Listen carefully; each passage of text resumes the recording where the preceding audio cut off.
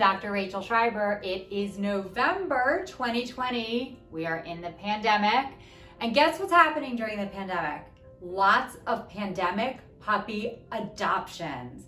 So we're getting lots of calls about patients who want to adopt puppies or want to adopt cats or even smaller animals like guinea pigs and hamsters. And the thing about some of these pets is obviously people can be allergic to them. So the question is, what do you do about that? What if you really want a pet and you're allergic? Well, let's just take a step back, and I want to talk to you a little bit about the fact that there is no truly non-allergenic pet, okay? You can have a hypoallergenic pet. For example, a dog that doesn't shed may not shed as much allergen because what happens is the saliva and the urine actually carries the allergen. So if you have a dog that doesn't shed, and think about what dogs do, they like lick themselves and they lick their paws and then the hair falls out or the fur falls out and it gets all over the house.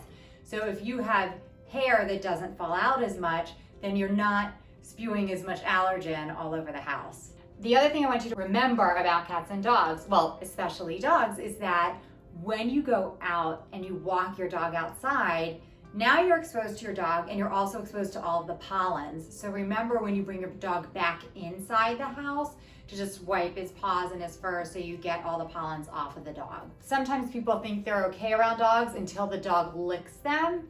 And then again, that's because the allergen is carried in their saliva. So if the dog licks you and you get hives, you're probably allergic to that dog. The thing about cats is that cats are even more allergenic than dogs. And boy cats especially, because part of the allergen is produced in their testosterone.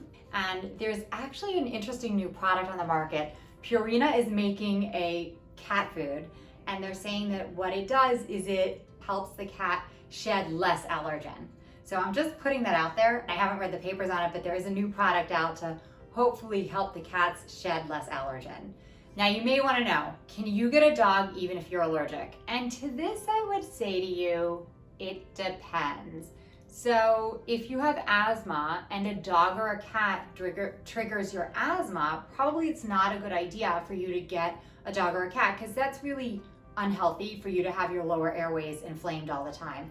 Now if the dog or cat causes like a little bit of runny nose or itchy eyes and you want to live with that, okay. Sometimes we'll put patients on medication to help with those symptoms. Sometimes if the symptoms are really quite bothersome and the medications aren't enough, we do put patients on allergy shots for cats and dogs. And that way we can desensitize you to those pets. Just a quick word on the smaller animals like hamsters and guinea pigs. Sometimes patients react around those because they can carry allergy, of course, but also because of their bedding. So the guinea pigs and the hamsters usually use like timothy grass or timothy hay for their bedding, and sometimes people react to that because of timothy grass allergy. And also there could be some mold spores on the hay.